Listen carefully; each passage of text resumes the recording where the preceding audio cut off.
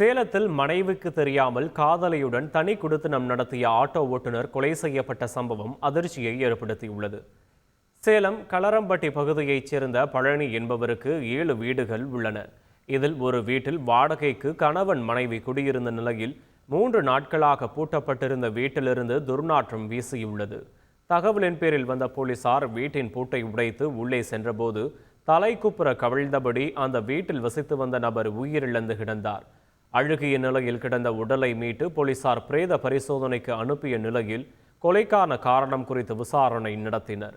அதில் இறந்து கிடந்த நபர் சேலம் அஸ்தம்பட்டி பகுதியைச் சேர்ந்த நிஷார் பாட்ஷா என்பதும், ஏற்கனவே திருமணமான அவர் மனைவிக்கு தெரியாமல் பிரியா என்ற பெண்ணுடன் அந்த வீட்டில் வசித்து வந்ததும் தெரிய வந்தது.